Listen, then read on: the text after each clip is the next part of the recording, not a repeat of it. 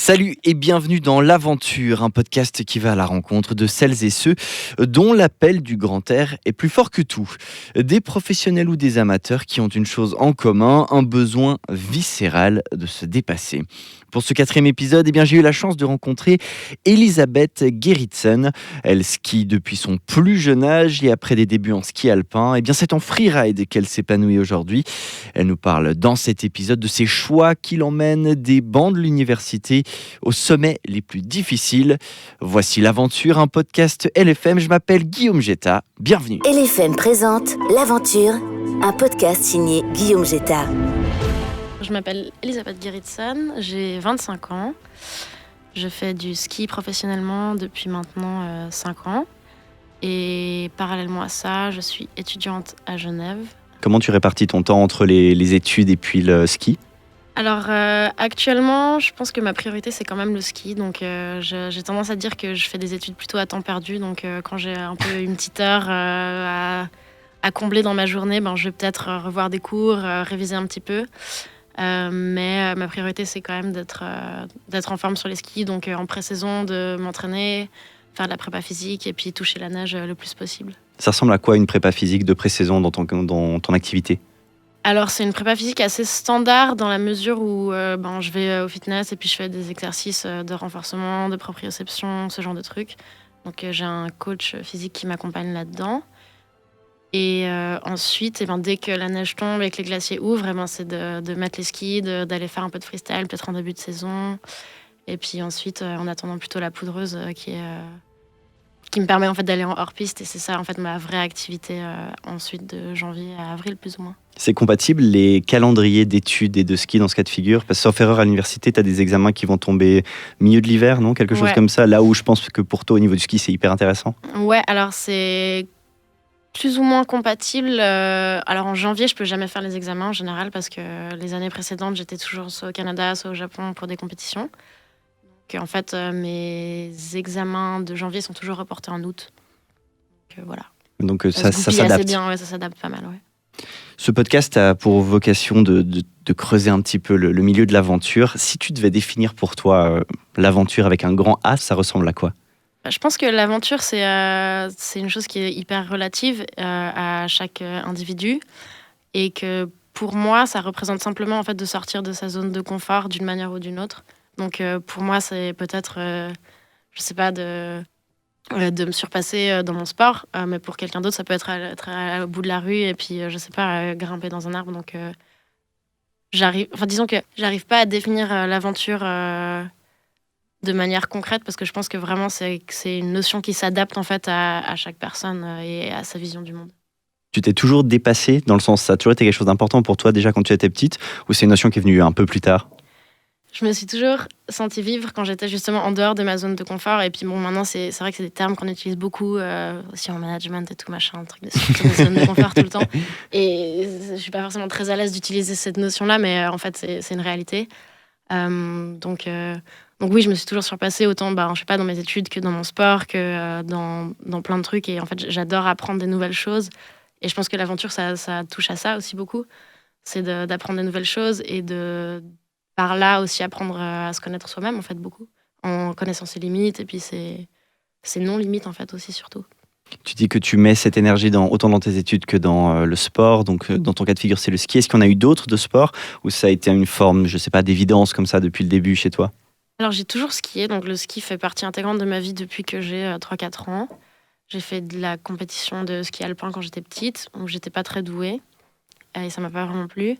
Et oui, j'ai fait beaucoup de sports. J'ai fait pas mal d'athlétisme quand j'étais petite, du foot, du tennis, du wakeboard. Enfin, j'ai touché un peu à beaucoup de choses. Et je pense aussi par besoin de reconnaissance, le sport avec lequel j'ai percé, c'est celui où j'étais douée en fait. Et ça s'est trouvé être le ski. C'est à partir de quel moment que du coup le freeride est venu chez toi comme quelque chose d'important ? Alors j'ai commencé à faire du freeride vers 13-14 ans à Verbier. Simplement, c'est le moment où j'ai arrêté les compétitions de ski alpin. Et j'avais trop envie de garder en fait un lien avec la montagne. Et pour moi, ça s'est fait un peu naturellement parce que Verbier, c'est un terrain de jeu de freeride. Et du coup, j'allais avec des potes en fait en hors-piste. J'ai commencé à faire un peu des sauts, des trucs comme ça, des lignes un peu plus engagées. Ça, à la base, c'était pas du tout dans une optique en fait de faire des compétitions. Enfin, j'avais justement quitté le ski alpin pour me retirer en fait de ce milieu compétitif qui me plaisait pas trop. Et au fur et à mesure, eh ben, j'ai compris que ça marchait bien et que j'avais un peu de talent et que j'ai eu une forme de reconnaissance de mes pairs là-dedans. Et du coup, je me suis inscrite à des compétitions juniors. Et après, ben, de fil en aiguille, ça a plutôt bien marché et je me retrouve là maintenant sur le Freeride World Tour. Est-ce que tu arrives à décrire un peu ce sentiment que tu peux ressentir avant de descendre sur une pente qui te challenge un petit peu? Pas forcément en compétition, mais est-ce qu'il y a un sentiment particulier? Je pense qu'il y a beaucoup d'adrénaline en fait. Il y a de l'appréhension souvent parce que il y a beaucoup d'inconnus en freeride. On ne sait pas de quelle qualité va être la neige. On n'arrive pas forcément à appréhender comment est la pente, où sont les cailloux, où sont les obstacles, etc. Donc moi, c'est ça qui me plaît, c'est de ne pas pouvoir prévoir en fait à l'avance ce qui va réellement se passer, et où je vais faire mon virage et comment je vais me sentir en fait à la fin de ma descente. Et je pense que moi, à titre personnel, c'est ça qui a fait que j'ai accroché avec ce sport. C'est pas comme une partie de tennis où en fait tu sais à l'avance si tu vas pouvoir gagner parce que en fait la personne en face de toi a un certain niveau et tu peux jauger.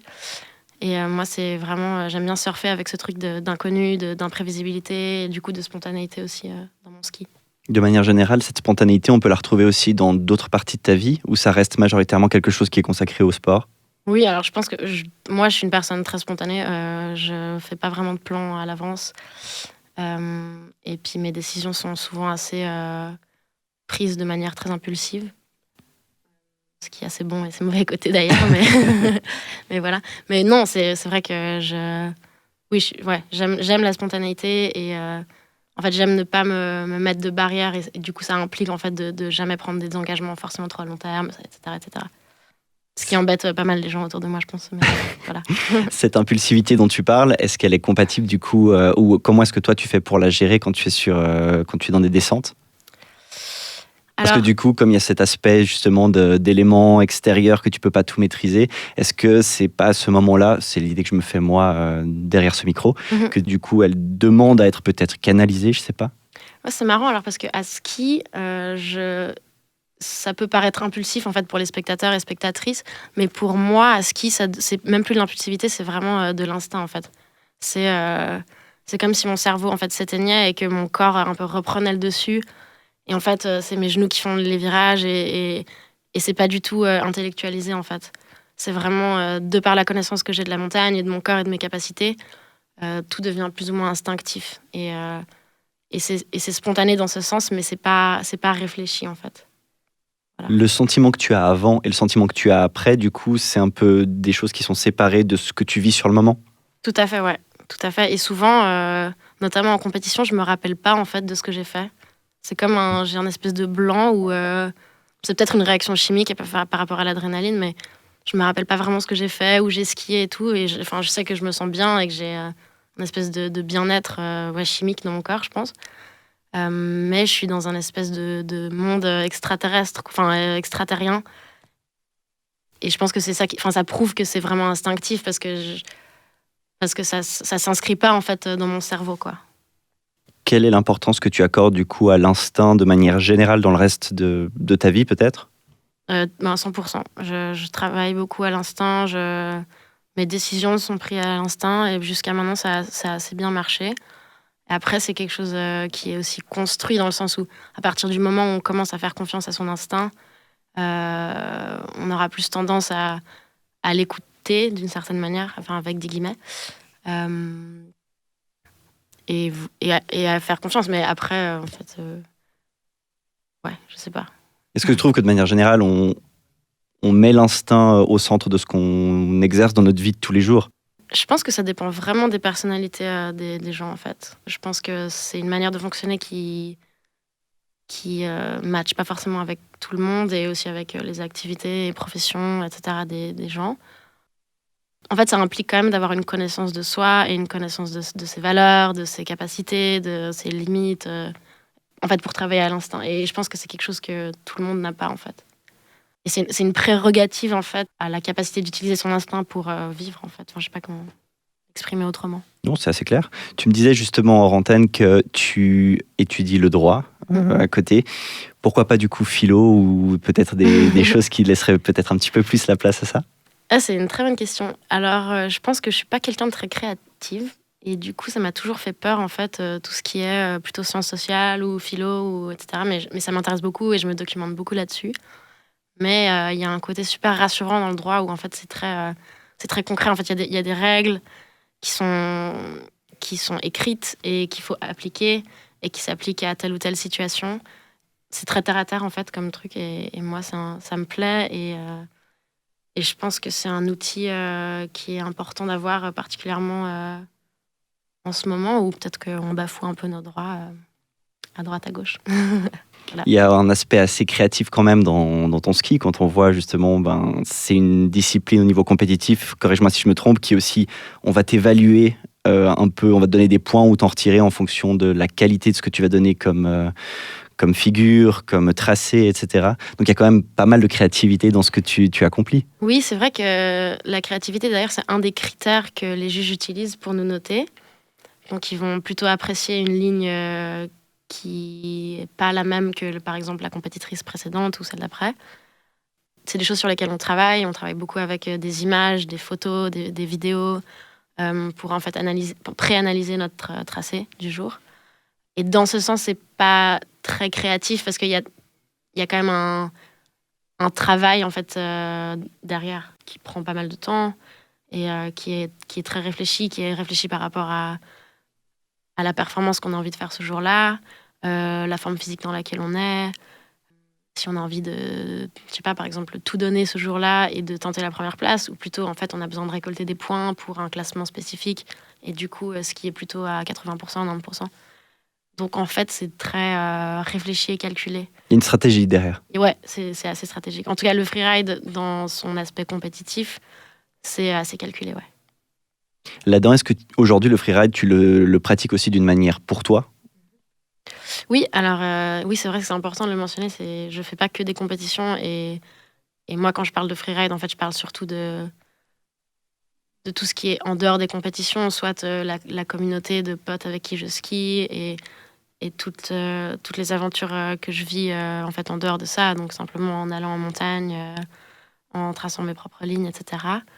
Et là, c'est peut-être un peu plus créatif, ouais. Mais il y a beaucoup de...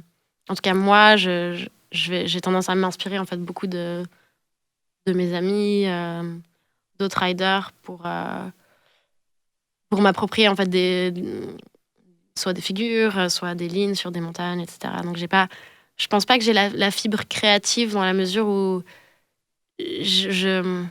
je cherche pas tellement la nouveauté, en fait. Je cherche plutôt à me réapproprier des choses que je vois et qui me plaisent et qui m'inspirent, pour me les approprier à mon goût et les faire à ma manière. Mais je suis pas très novatrice dans mon ski.